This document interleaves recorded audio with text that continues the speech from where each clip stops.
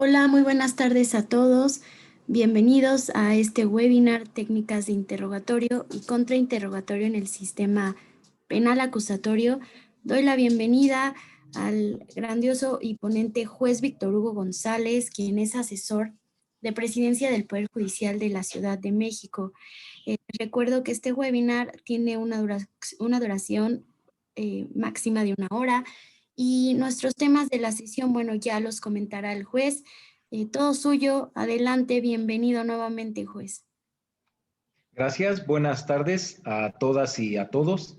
En primera instancia, agradezco a la universidad, como siempre, por este generoso tiempo que concede para que yo pueda exponer algunas palabras a las personas que también generosamente decidieron conectarse y escuchar el día de hoy a través de este medio tecnológico que, aun cuando nos mantenga a la distancia, sentimos que estamos juntos.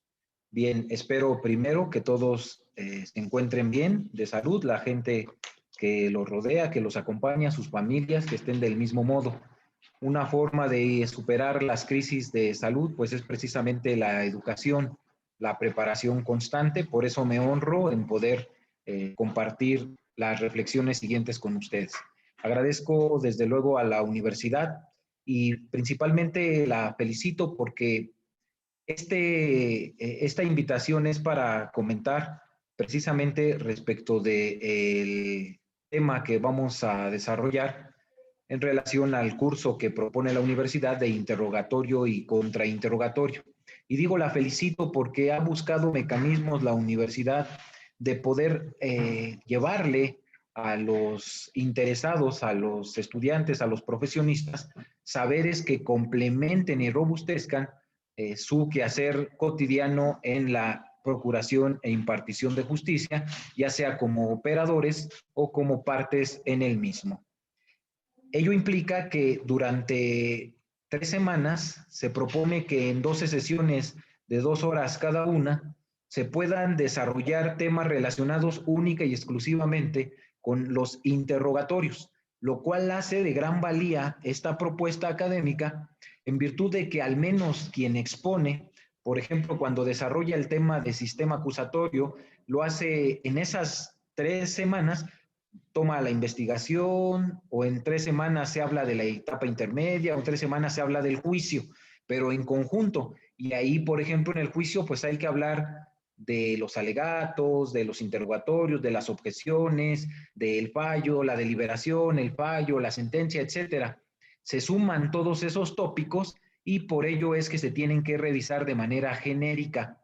Sin embargo, cuando todo un curso se centra precisamente en los interrogatorios, pues la importancia que éste tiene aumenta por el tema concreto que habrá de considerarse. Precisado ello, entonces, lo que me invitaron a exponer es dos cosas principalmente. Los principales errores en las técnicas del interrogatorio y la importancia que tiene este interrogatorio durante el sistema penal acusatorio. Precisado ello, entonces, antes de analizar esas circunstancias, me concentraré en explicar de manera genérica para aquel que decida formar parte de esta aventura académica.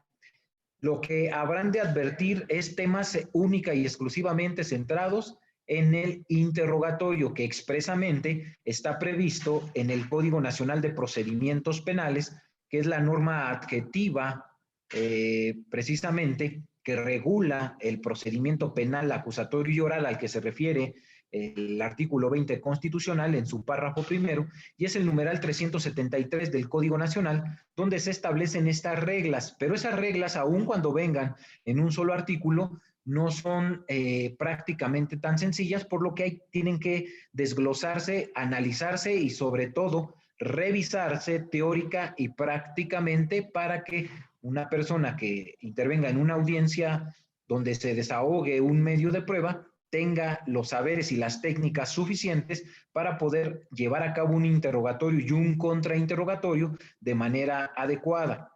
¿Cuál es la importancia de poder conocer qué es un interrogatorio? ¿Cuáles son sus características? cómo se desarrolla, cómo se hace un contrainterrogatorio, la diferencia entre el interrogatorio y el contrainterrogatorio, y de estos dos la distinción entre el reinterrogatorio y el recontrainterrogatorio, cuáles son las preguntas prohibidas, qué es un testigo hostil, cómo se prepara el testigo. Todas esas preguntas habrán de dárseles respuesta durante las 3 semanas que propone la universidad se pueda desarrollar este curso. En ese sentido, entonces, la importancia del interrogatorio es imprescindible. Regularmente, y desafortunadamente en países como el nuestro, se desarrollan cotidianamente conductas físicas, materiales en el mundo real que se convierten en ilícitos. En lo que estamos hablando, seguramente en la calle alguien está amagando a otro con un arma y lo está desapoderando de un objeto. Alguien está ejerciendo violencia familiar en un domicilio o fuera de él. Alguien está engañando a otra persona para obtener un lucro indebido, y etcétera. Esas circunstancias fácticas tienen que llegar a un juicio para que un órgano jurisdiccional, después de la acusación o formulación de imputación de un ministerio público, se pueda dictar una sentencia, ya sea en un procedimiento rápido, conocido como abreviado, o en un procedimiento ordinario, donde se tienen que concluir las 3 etapas de investigación, la intermedia y la de juicio. Para llegar a esa sentencia, en tratándose de un procedimiento ordinario, la única forma de tomar una decisión por parte de un juez y después si hay apelación de un magistrado y después incluso si llega a alguna autoridad federal, la única forma de resolver la controversia es conociendo qué pasó en esa cotidianidad que les he referido, es lo que está pasando ahora afuera de los lugares donde nos encontramos o incluso dentro de los lugares donde nos encontramos. Para que aquel hecho donde el sujeto amagó a la víctima y le desapoderó de su dinero pueda ir a un juicio, alguien lo tiene que decir. Y ese alguien se llama víctima, testigos, peritos o incluso el acusado. Estos 4 que al menos acabo de referir son fuentes de información, que son considerados órganos o medios de prueba que frente al tribunal de enjuiciamiento habrán de exponer lo que saben y les consta con relación al hecho que el fiscal le atribuye a una persona que además se le presume inocente. Vean qué tan relevante es, o para que ratifiquemos lo relevante que es el interrogatorio y el contrainterrogatorio, que el único mecanismo legal, salvo excepciones, que el Código Nacional de Procedimientos Penales contempla para obtener la información de un testigo, para recrearle al tribunal de enjuiciamiento lo que pasó hace una semana, hace un mes, hace 2 meses, cuando ocurrió el evento por el que se instauró el juicio, es a través de las preguntas que se formulan a la víctima, a los testigos, a los peritos o al propio acusado. Y esas preguntas que se le formulan al órgano de prueba no solo representa el mecanismo legal y la técnica litigiosa para sustraer la información del recuerdo o de la técnica que aplicó el perito para que éste le dé a conocer lo que sabe y le consta al tribunal, sino al mismo tiempo es el único medio para recrear y producir información de calidad al órgano que va a dirimir y a tomar la decisión de condena o de absolución. Por eso es que no solo es importante saber qué es el interrogatorio, sino saber cómo se deben realizar el interrogatorio, qué preguntas están permitidas, qué preguntas están prohibidas, en qué casos proceden las objeciones, cuál es el fin del interrogatorio y el fin del contrainterrogatorio. Y entonces sí, cuando la víctima se siente frente al tribunal de enjuiciamiento y quien lo ofreció le formule las preguntas, y eso es el interrogatorio, es la manera en que se extraiga esa información de la mente y el recuerdo de la víctima para que pase a los oídos y a todos los sentidos del tribunal de enjuiciamiento y sea con base en esa información que se comparta la solicitud del fiscal o se comparta la solicitud de la defensa. En términos concretos, entonces, el único mecanismo para que esto que se llama prueba personal o prueba oral, es decir, nada más como acotación, al menos para que no abundemos en la teoría de la prueba, hay dos, por la naturaleza de las pruebas son solo de dos tipos: pruebas personales y pruebas reales. Las personales, que se derivan del dicho de la víctima, de peritos, de testigos o del acusado, y las pruebas reales, todas las demás, los documentos, la droga, el teléfono, los mensajes de teléfono celular, el vehículo, el arma, etcétera. La forma de incorporar la prueba personal u oral es a través de la palabra, salvo que haya una deficiencia biológica o de otra naturaleza del testigo, víctima, perito o del acusado, es a través de la palabra con las preguntas que le formula el oferente, que puede ser cualquiera de las partes técnicas, Ministerio Público, asesor jurídico o defensa. Estos formulan la pregunta a la prueba personal, y la prueba personal, al exponer de manera oral con las respuestas, es que da a conocer al tribunal esa información y ahí se produce. Y esa es la producción de la prueba, que es la que valora el tribunal al momento de deliberar y emitir el fallo y la sentencia correspondiente. Entonces, el interrogatorio es el único mecanismo que la ley permite para producir la información de una prueba personal. Y la prueba real, es decir, el arma, la droga, el teléfono, solo se puede incorporar a través incluso de una prueba personal, a través de un proceso de acreditación que está contemplado en la ley, para que veamos la relevancia de ese interrogatorio.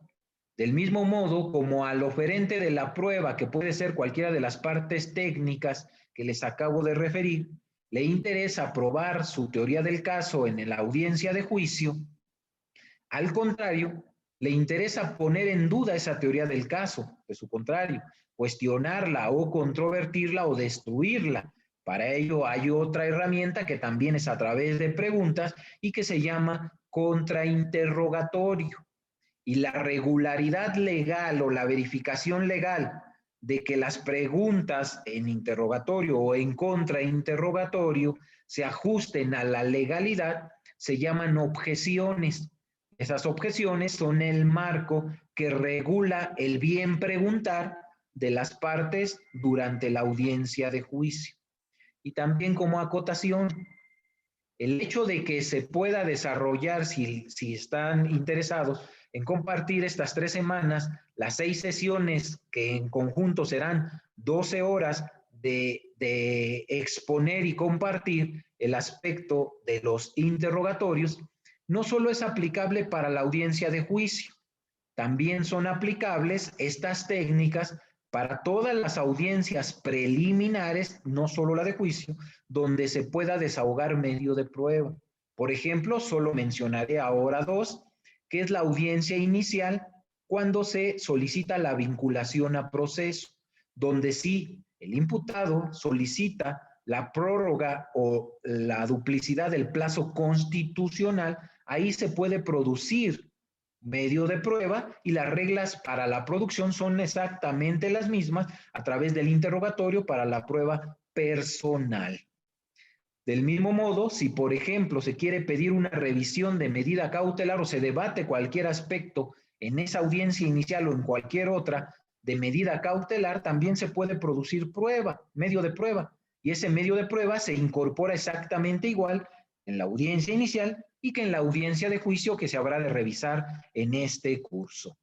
En consecuencia, espero que de manera general pueda yo transmitirles la importancia que tiene el interrogatorio.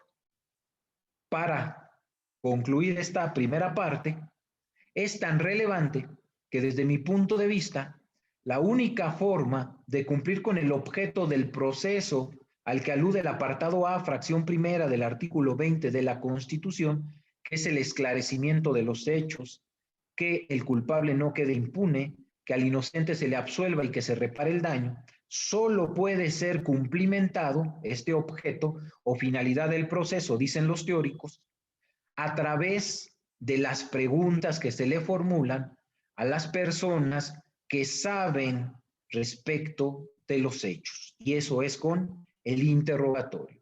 Sin interrogatorio, no habría manera de que lo que pasa en el mundo fáctico se lleve a la sala de audiencias y se transmita al tribunal de enjuiciamiento. Sin interrogatorio, no sería posible esclarecer los hechos en este nuevo sistema, porque recordemos que ya no se permiten la lectura de testimonios salvo por excepción y que en todos los casos se tiene que inmediar la presencia de los testigos por parte del tribunal.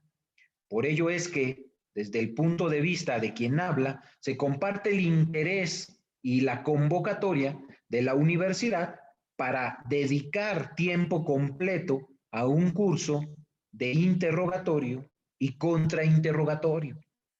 De manera genérica, como segundo punto, ¿qué es lo que va a pasar en estas 3 semanas, en las 12 horas de los 2 el lunes y 2 el miércoles? Lo que va a pasar al que quiera aventurarse será lo siguiente. Primero, de manera muy concreta, porque se va a procurar que no sea netamente teórico el curso, sino que sea teórico y práctico, se va a explicar qué es el interrogatorio, sus características, la distinción entre interrogatorio, contrainterrogatorio, reinterrogatorio y recontrainterrogatorio, las reglas que establece expresamente el artículo 373 del Código Nacional de Procedimientos Penales, qué son las preguntas compuestas, qué son ambiguas o poco claras, cuáles son las preguntas conclusivas, cuáles son impertinentes o irrelevantes o ambiguas o que tienden a ofender, o en su caso, que pretendan coaccionar. Se va a detallar cuál es cada una de esas y cómo es que en su caso se tiene que preparar a un testigo, la utilidad de la preparación del testigo en los interrogatorios. Además, la teoría de las objeciones, qué es una objeción, cómo se interpone, las características y quizá de igual valía, van a tener la posibilidad de realizar prácticas forenses, es decir, se va a practicar lo que se ha transmitido. Se podrán hacer ejercicios para poder hacer un interrogatorio, contrainterrogatorio, saber objetar y, en su caso, identificar la naturaleza de cada una de las preguntas que hemos señalado. Pero además, por la propuesta que hace la universidad y que además yo con mucho gusto comparto, en algunas sesiones se van a proyectar audiencias que pasan en la vida real en los diferentes tribunales del país, concretamente en este caso de la Ciudad de México, y vamos a revisar cómo está preguntando un litigante ya en la práctica, en la vida real, y vamos a detener el video y el profesionista, el alumno, el estudiante que quiera incorporarse al curso, va a tener los saberes suficientes para poder verificar si la persona que está en esa audiencia real, que ya concluyó desde luego de un asunto que es académico y puede verificarse, va a poder identificar si está interrogando de manera adecuada, qué deficiencias tiene, qué virtudes, si lo hizo bien, si preparó a su testigo, si están objetando de manera correcta, si se cumplen los requisitos de ley. Y así se va a acompañar el interrogatorio con casos prácticos, con proyección de audiencias reales que habremos de analizar y desglosar para verificar los saberes que fueron o que debieran ser adquiridos previamente.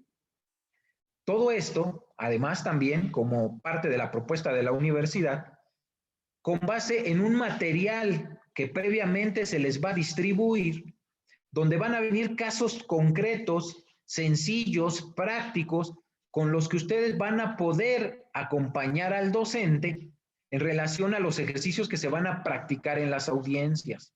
Por ejemplo, va a venir la entrevista en un párrafo de un testigo y con base en esa entrevista es que van a construir la preparación, el interrogatorio que habrán de desarrollar dentro de las propias sesiones con la supervisión y guía de quien está exponiendo, con los comentarios, las críticas y el análisis que hagan el resto de sus compañeros.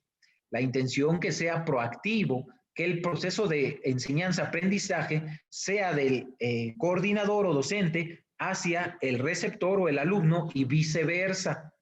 Esta es la propuesta metodológica del curso que se está ahora comentando y en consecuencia, pues los principales errores que se advierten en las audiencias es la falta de preparación de todos los que intervienen en la audiencia. Es decir, fiscal, asesor jurídico y defensa, en muchos de los casos, para no decir en la mayoría, lo que hacen es improvisar. No tienen una teoría del caso, no construyen previamente los interrogatorios y los contrainterrogatorios y al llegar a las audiencias solo improvisan. Un ejemplo de ello es lo que ahora voy a hacer. Fíjense, yo soy un litigante y soy improvisado. Cuando llego a la audiencia, está mi testigo enfrente de mí y yo le digo, buenas tardes, y él me contesta, buenas tardes. ¿Sabe la razón por la que se encuentra aquí? Sí, sí sé. Dígamela. Es que me constan los hechos. ¿Qué le constan de estos? Pues lo que pasó. ¿Qué fue lo que pasó? Pues yo estuve ese día en mi casa y vi cómo disparó. ¿Quién disparó? Juan disparó. ¿Cómo disparó? Puso su mano enfrente, llevaba un arma y hizo 2 detonaciones. ¿Cómo era el arma? ¿Se dan cuenta? Si alguien se tomó la molestia de contar las preguntas que yo formulo, tan solo si viéramos esa grabación, este es un litigante mal preparado, no preparó a su testigo y no preparó su interrogatorio. Un buen litigante, el ejercicio sería de la siguiente manera. Buenas tardes, le dice el litigante, el testigo contesta, buenas tardes. ¿Por qué está aquí? Y el testigo responde, porque yo sé que el día 22 de junio del 2021, a las 6:21, yo me encontraba en mi domicilio ubicado en la calle tal, de la alcaldía tal, del municipio tal o del lugar donde se haya encontrado, en el primer nivel, concretamente en mi recámara. Cuando al asomarme por la ventana, recorrí la cortina y observé aproximadamente a 10 metros a un sujeto vestido todo de negro, con unas gafas, que sacaba de la altura de la cintura lo que al parecer era un arma, con la cual apuntó hacia el frente y observé cómo detonó en una ocasión a una persona femenina que iba con un vestido rojo y que caminaba enfrente de él, que después de la detonación cayó al piso.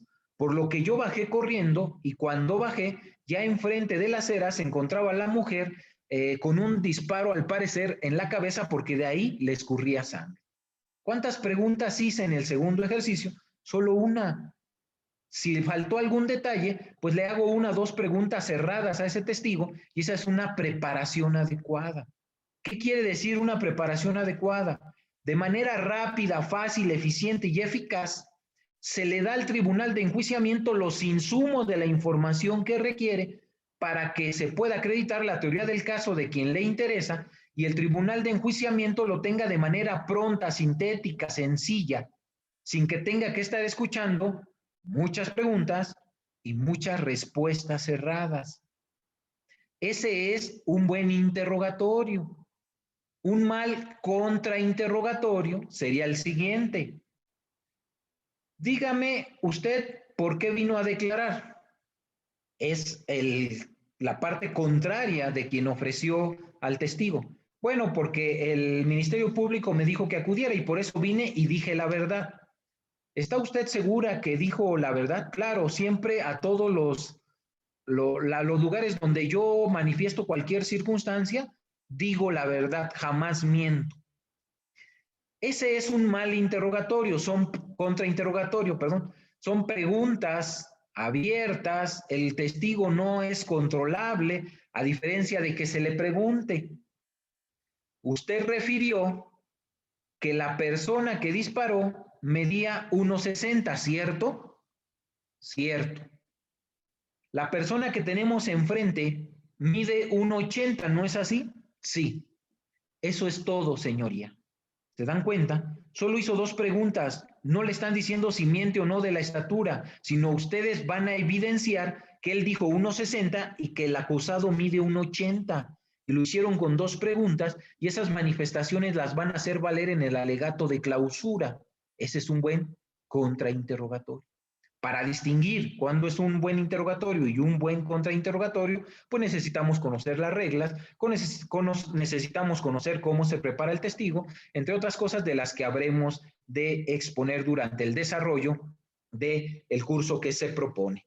En términos generales, entonces, para el que esté interesado, con mucho gusto, habremos de compartir este par de horas cada lunes o miércoles, de acuerdo a lo que la universidad ha propuesto.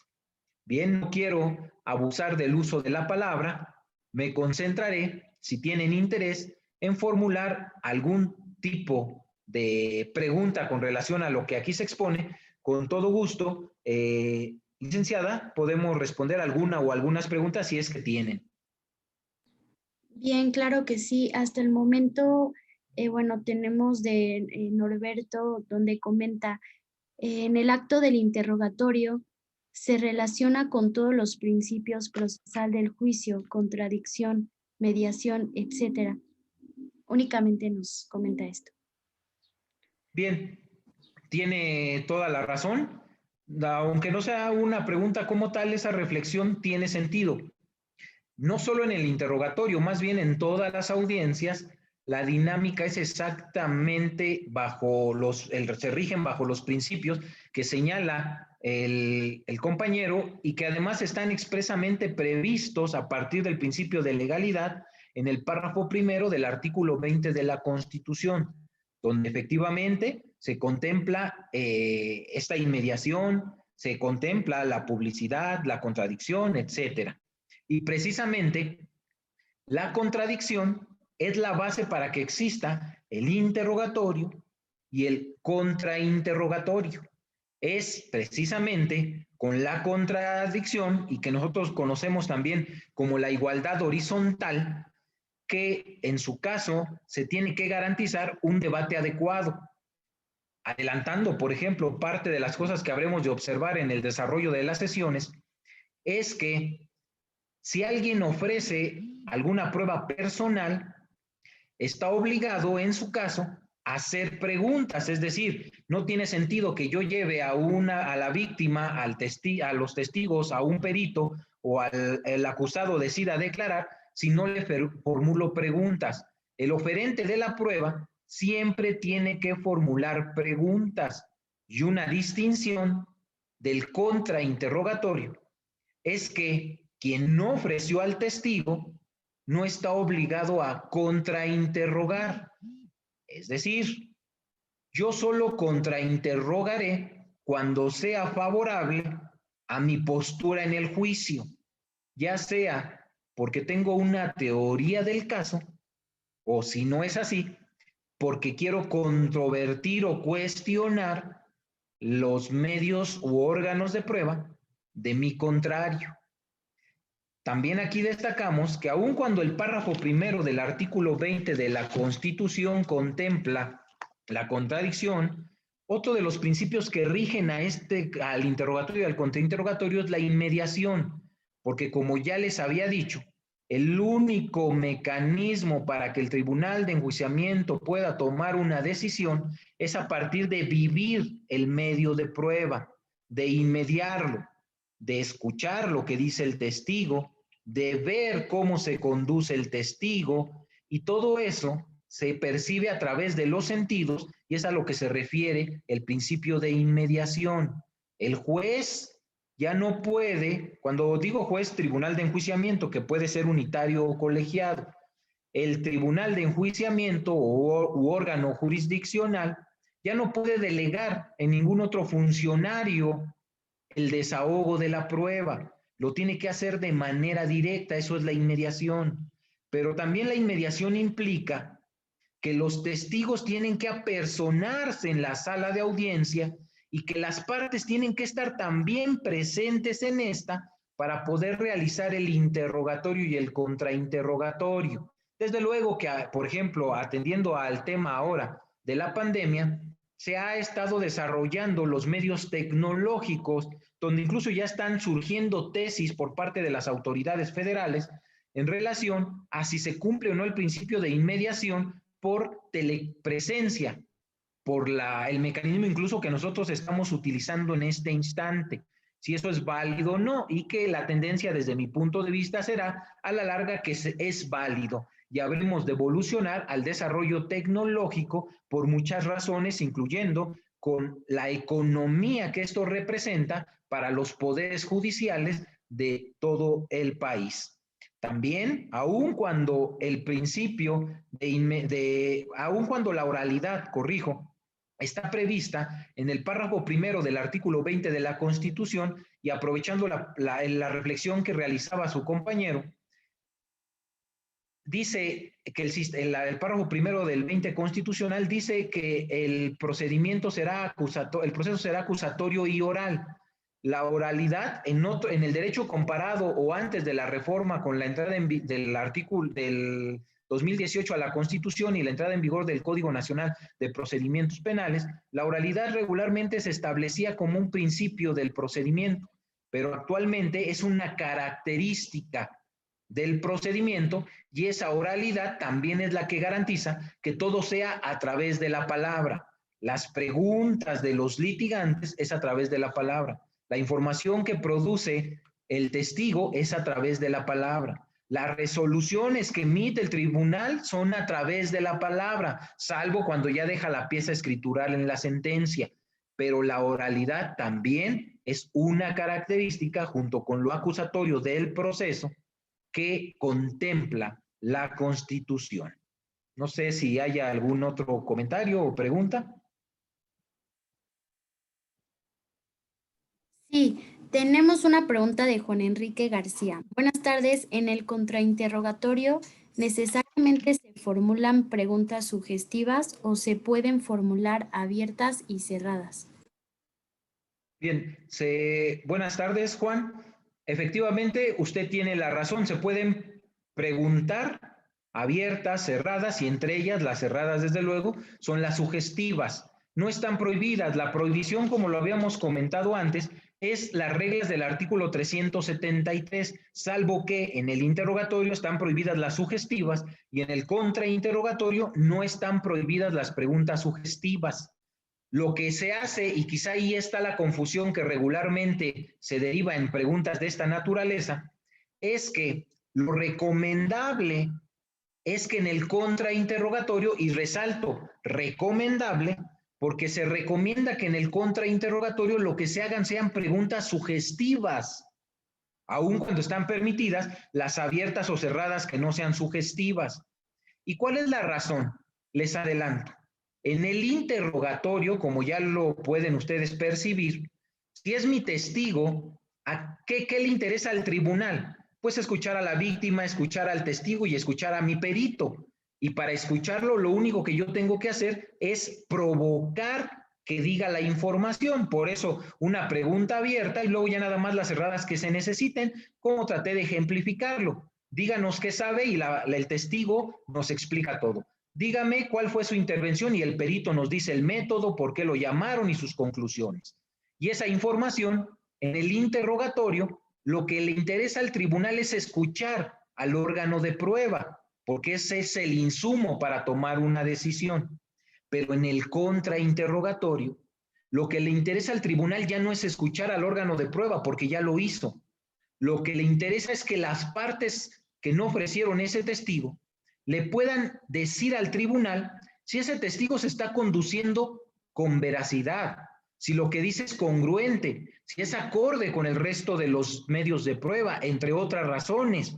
Por eso es que en el contrainterrogatorio, quien debe lucirse y brillar no es el órgano de prueba, víctima, testigo, peritos o acusado, sino quien debe brillar en el contrainterrogatorio es el litigante, es el que hace las preguntas, porque lo que interesa, ya les dije, son cuestiones diferentes al interrogatorio. Y por ello es que, al no ser un testigo propio, cuando va a declarar la víctima, yo soy la defensa, yo no llevé a la víctima. Entonces la víctima no es mi testigo. Si yo hago preguntas abiertas, no voy a llevar control de la víctima. Y entonces puede dar información que yo no necesito o no quiero que exponga en juicio. Por ello es que voy a controlar la información a través de preguntas sugestivas.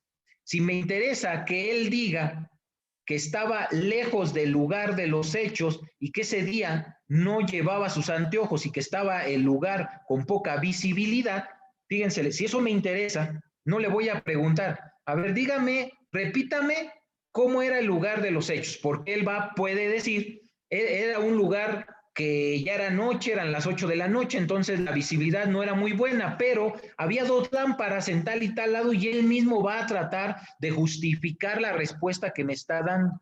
Para evitar eso y que el que contrainterroga controle al testigo, mejor le hago preguntas sugestivas y le digo, ¿es verdad que al momento de los hechos la visibilidad era escasa? Es verdad. Usted se encontraba cuando observó el disparo a 40 metros de distancia, ¿no es así? Así es. Si se dan cuenta, el que está declarando en realidad es el litigante y el testigo solo está afirmando, negando lo que le dice. Hay mejor control y por eso se recomienda en el contrainterrogatorio las preguntas sugestivas. Pero la pregunta concreta que hacía Juan es que si están permitidas abiertas y cerradas, sí están permitidas. Sin embargo, no se sugiere si eres buen contrainterrogador. Espero que con ello haya podido acercarme a la respuesta de la pregunta que se me formuló. No sé si hay algún otro cuestionamiento. Sí, juez, de hecho ya empiezan más preguntas. Tenemos de Marco López. Buenas tardes, muy clara la exposición. Leí en el libro de Teoría y Práctica de las Objeciones de Gilberto Martiñón Cano que las objeciones son herramientas para controlar la información que se produce en juicio. Para usted, ¿las objeciones deben ser consideradas como una herramienta? Sí, desde luego que sí. De hecho, la teoría de las objeciones es un tema muy interesante.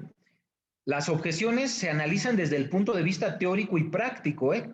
Y las objeciones, desde luego, son herramientas, son una técnica, son una disposición legal, pero las objeciones se ven dogmáticamente a partir de 2 principales características. Y eso además está también fundamentado en el Código Nacional y habremos de explicarlo durante el curso. Las objeciones, teóricamente, a través de la teoría de la objeción, se pueden analizar como sinónimo de incidente y las objeciones pueden ser única y exclusivamente materia de una audiencia de juicio y eso las distingue y las diferencia totalmente. Si las objeciones son contempladas como sinónimo de incidente, se puede objetar cualquier cosa durante un procedimiento acusatorio y oral que vaya en contra de la norma, no solo las preguntas. Por ejemplo, en esa teoría, si están en la formulación de imputación y el Ministerio Público, cuando después de que da a conocer el hecho, quién acusa, la clasificación jurídica y los requisitos que señala el código para la formulación de imputación, el fiscal quiere seguir diciendo, además, señor fulanito de tal, la víctima en su entrevista dijo lo siguiente y quiere exponer el dato de prueba, eso no se hace en la formulación de imputación. Entonces ahí la teoría de que la objeción es sinónimo de incidente permite o dice que es posible que la defensa ahí diga, objeción señoría, esa información es innecesaria. No está objetando una pregunta, está objetando la irregularidad de un contrario, de un aspecto legal que está regulado y que quiere rebasar una de las partes. En ese sentido, entonces, si la objeción es sinónimo de incidente, en cualquier parte de la etapa, la fase de investigación complementaria, de la etapa intermedia o de la etapa de juicio, se puede objetar. Y ese es el mecanismo, dicen estos teóricos, universal para que cuando haya una incidencia, en vez de estar diciendo, señoría, me da uso de la palabra, yo quiero hablar, oiga, no, para no hacer eso, se puede utilizar universalmente la palabra objeción y eso es sinónimo de incidente, incluyendo en el interrogatorio y en el contrainterrogatorio, también se objeta porque al final la objeción es una incidencia que tiene que ser resuelta antes de que se permita que el testigo, perito, víctima o acusado emitan la respuesta correspondiente. Y la otra teoría es que las objeciones solo y exclusivamente son aplicables a los interrogatorios y que no son sinónimo de incidente, sino su naturaleza es solo especialmente para cuando se hacen preguntas en el desahogo de un medio de prueba. Y eso ya lo distingue. Entonces, el juez que coincida con esta segunda teoría, en el ejemplo que puse antes, cuando le diga a la defensa, objeción, el Ministerio Público quiere exponer lo que la ley no le permite, el juez va a decirle, Defensor, este no es el momento oportuno para objetar. Lo que trata de decirle es que él comulga con la segunda corriente, que no es sinónimo incidente de objeción. Y entonces no pasa nada, la defensa en vez de decir objeción, le va a decir, ah, muy bien señoría, entonces le pido por favor que acote a la fiscalía para que no dé información que no está regulada en la ley. Espero que con esto me haya acercado a la respuesta que esperaba Marco, perdón, en relación al cuestionamiento que realiza, pero desde luego que él también tiene razón, la objeción es lo que refiere, entre muchas más cosas, que habremos de desarrollar. No sé si hay algo más, licenciado. Sí, muchas gracias, juez. Nos comparte una otra pregunta Antonio Calleja. Perdón, en audiencia inicial, el desahogo del interrogatorio solo se puede realizar cuando se esté imputando un hecho que la ley señala como delito que determine prisión preventiva oficiosa, o se puede realizar en los que esté prevista esta medida cautelar. Disculpe, es que hay un poquito cortada la pregunta. Sí, tal vez a lo que se refiere Antonio es a la redacción del código. No dice prisión preventiva oficiosa, sino más bien dice para el desahogo, la incorporación, el desahogo de los medios de prueba, cuando se habrá de imponer una medida cautelar de carácter personal. Es a lo que se refiere. Lo que está tratando de decir el código ahí es que si la medida cautelar que se va a imponer no es personal, sino real, pues ahí no tiene sentido la incorporación de medios de prueba. Esa es la prohibición. Perdón. Pero en todo caso, no se trata por el delito oficioso, sino se trata por el tipo de medida cautelar. Claro, la prisión es una medida cautelar de carácter personal. Las medidas cautelares de carácter personal son las que recaen precisamente en la afectación directa a la integridad del imputado. Por ejemplo, el que esté en un centro de reclusión recae directamente en la persona del imputado. El hecho de que le prohíba salir de la ciudad, que la prohíba salir del país, recae en la persona del imputado. Esas, entre otras medidas cautelares que están en el artículo 155 del Código Nacional, precisamente son medidas cautelares de carácter personal. Pero hay otras que son reales, que no trascienden a la persona del sujeto, sino más bien a su patrimonio. Por ejemplo, la garantía económica. Si es una garantía económica, no trasciende a la persona del sujeto, sino a su patrimonio. Y si se va a imponer medida cautelar real, entonces no hay necesidad de desahogo de medio de prueba o de incorporación de medio de prueba en términos del artículo 314 del Código Nacional de Procedimientos Penales. Pero entonces no es por la oficiosidad, sino porque la prisión preventiva es una medida cautelar personal.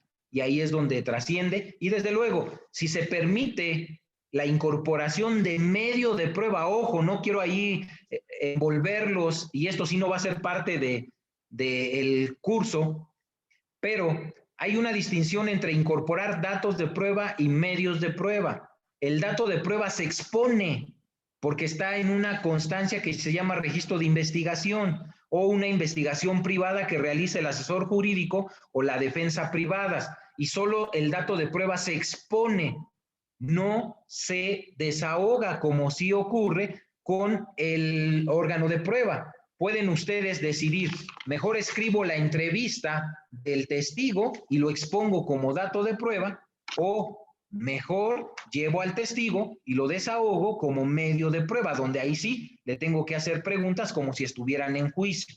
Desde luego que no se pueden exponer datos de prueba en la audiencia de juicio. Los datos de prueba solo sirven para audiencias preliminares.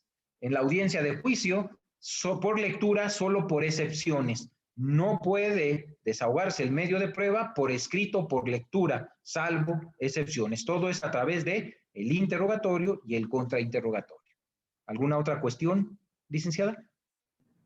Bien, me parece va vinculada con una anterior, Raúl Beltrán. Por sugestivas podremos entender indicativas.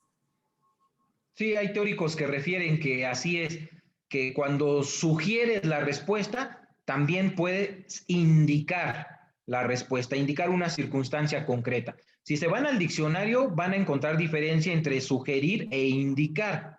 Sin embargo, en la dogmática, sobre todo en el derecho comparado, los chilenos, principalmente los colombianos, sí no tienen problema en que se tome como sinónimo sugestiva e indicativa. De hecho, en el caso de México, si se van, Raúl, parece que fue que preguntó, si se va Raúl, usted al artículo 373 del Código Nacional de Procedimientos Penales, no va a encontrar la palabra indicativa, sino la palabra sugestiva. Entonces, si las usamos como sinónimo, no tiene ningún inconveniente. Yo le sugiero que aun cuando usted esté de acuerdo en que son sinónimos indicativo de sugestivo, para cumplir el requisito de legalidad, que es el que rige a nuestro derecho penal en general y al derecho procesal penal, que es de tradición romana germana, como los países nuestros, entonces ahí no objete por indicativa, objete por sugestiva, para que no le vayan a decir que no tiene fundamento su objeción.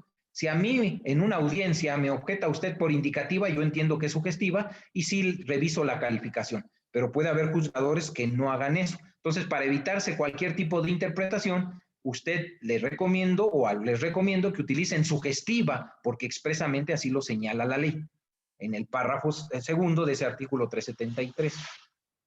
No sé si haya alguna otra pregunta, licenciada. Sí, muchas gracias. Tenemos 3 preguntas más. Una es de Alexandra Juárez. ¿En qué supuestos se pueden hacer preguntas sugestivas a los peritos? Bien. Las preguntas sugestivas a los peritos es igual que se le puede hacer preguntas sugestivas igual que a cualquier testigo, es decir, igual que a la víctima, igual que a los testigos o igual que al acusado.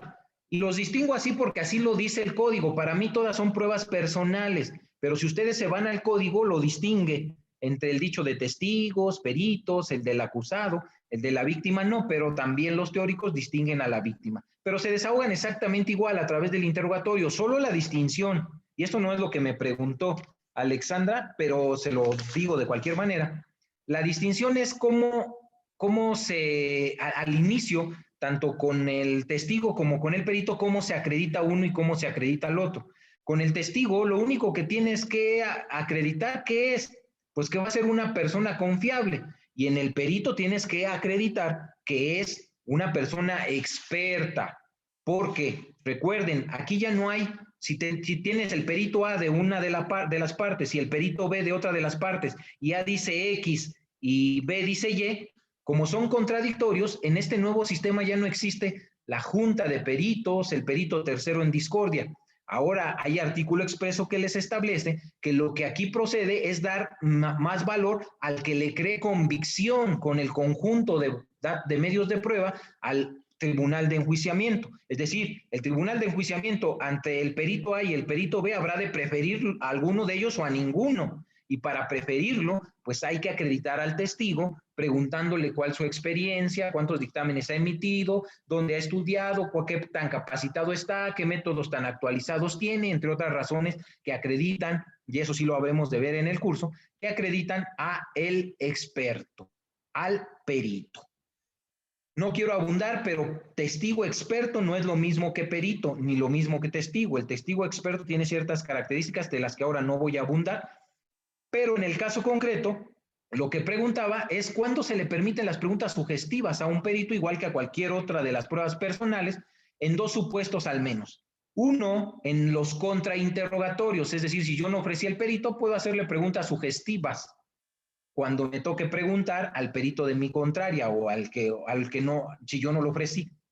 Esa es una, como con cualquier testigo en el contrainterrogatorio se permiten las sugestivas. Y como para cualquier otro testigo, también se pueden hacer preguntas sugestivas cuando hay hostilidad en un testigo. La hostilidad es que éste no quiere contribuir con el desahogo de la prueba, del medio de prueba. Es decir, está reticente, tiene resistencia hacia el juicio y por ello es que la manera de obtener la información de un testigo hostil pues solo es a través de preguntas sugestivas, con un pequeño proceso de acreditación informal de testigo hostil. Por ejemplo, le pregunto al testigo, ¿por qué está aquí? Pues porque usted me llamó. ¿Qué es lo que sabe? Pues todo lo que pasó.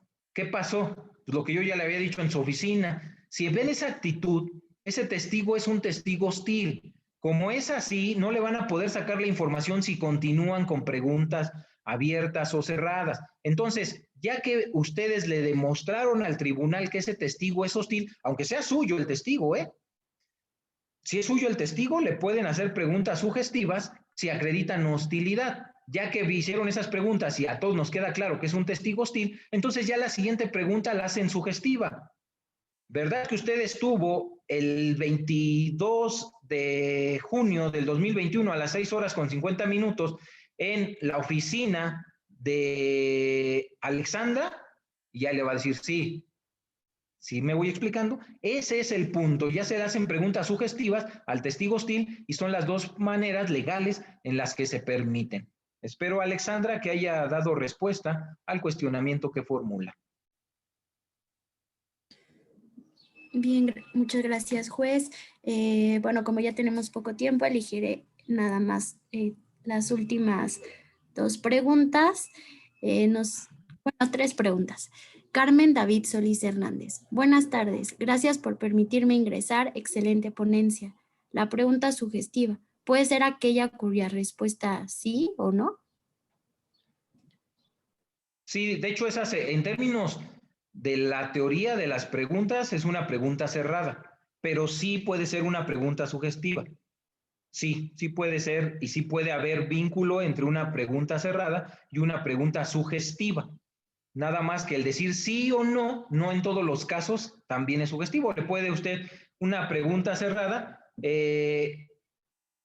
Dígame, por favor, si sabe lo que pasó. Sí.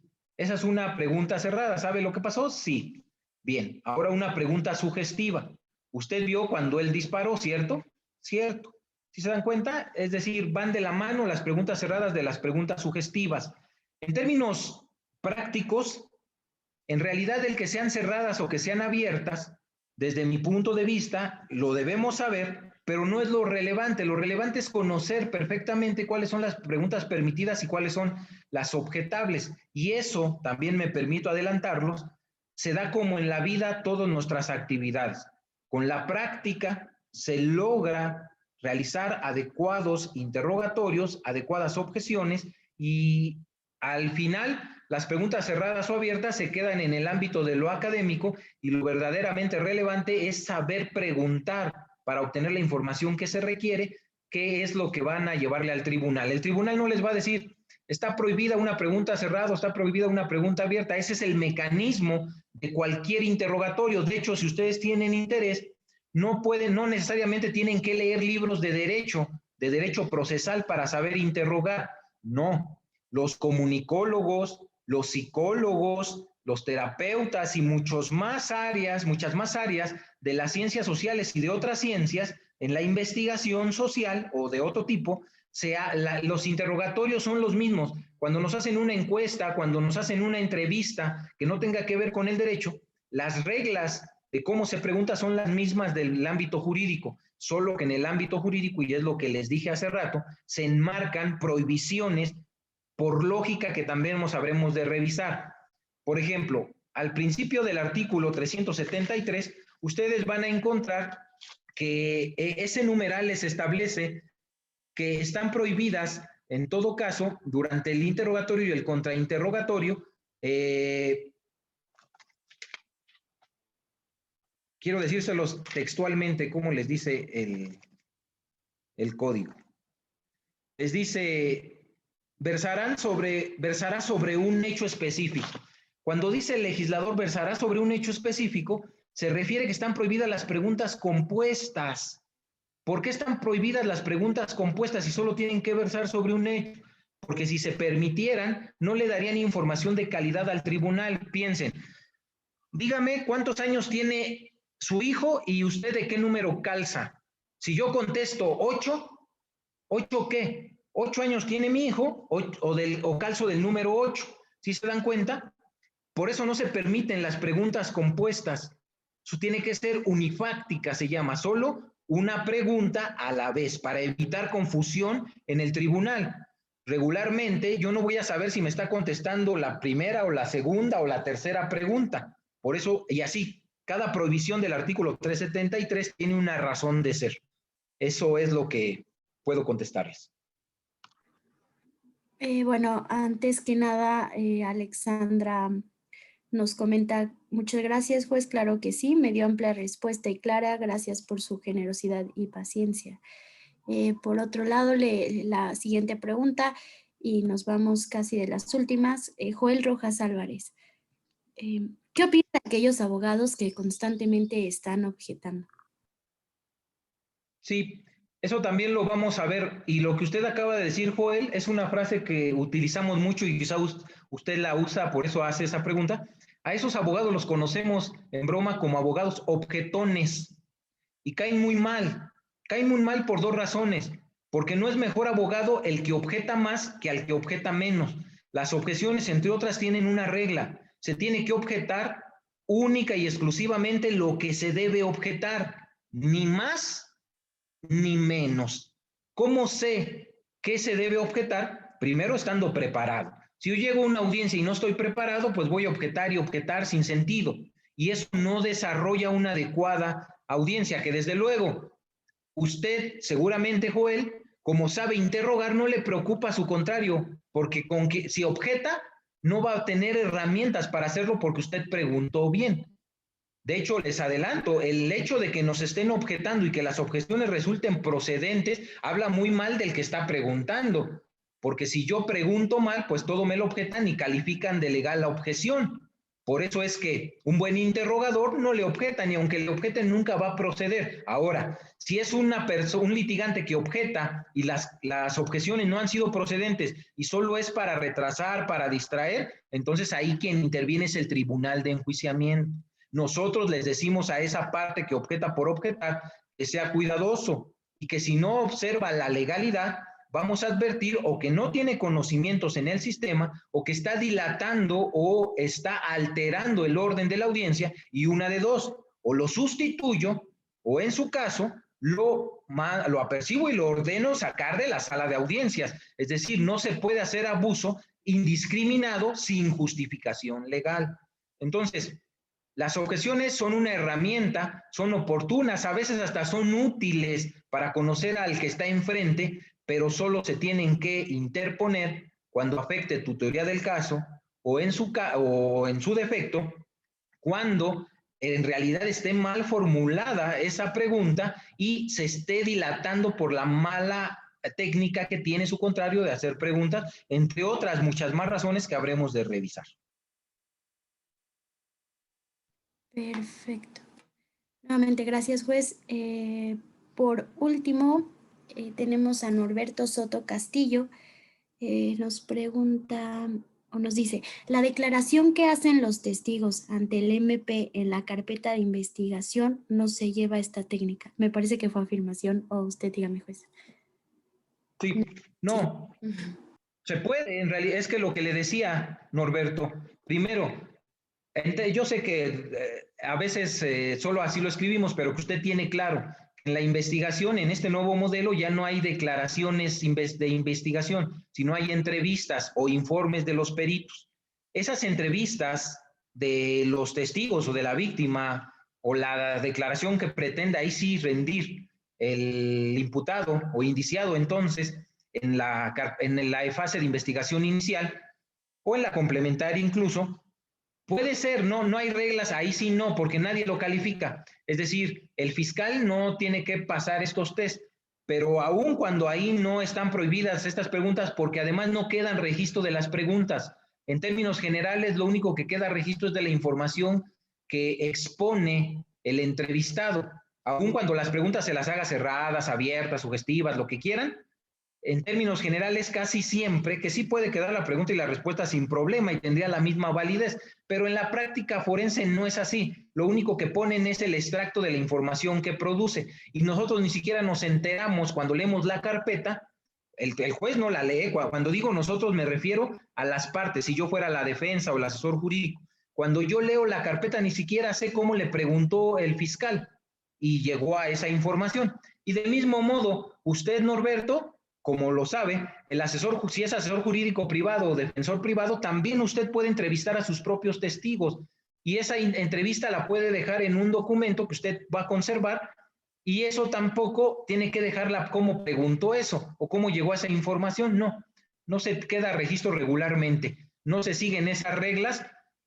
Podría usted, si quiere depurar el interrogatorio, lo puede hacer de esa manera, pero no se siguen en general las reglas por la naturaleza. Solo recuerden, y con esto terminamos, que la investigación en el nuevo sistema es informal y solo es de referencia. Ya no tiene ni la misma importancia, ni la misma relevancia, ni validez que tenía en el sistema tradicional. En el sistema tradicional, la averiguación previa era el sustento de la sentencia. En el sistema acusatorio solo son referencias para actos preliminares y nada de lo que está en la carpeta, salvo algunas circunstancias de ley, van a ser de utilidad para el juicio. Ahí sí hay que llevar al órgano de prueba para que de manera inmediata y con los principios que ya comentamos se pueda producir la prueba.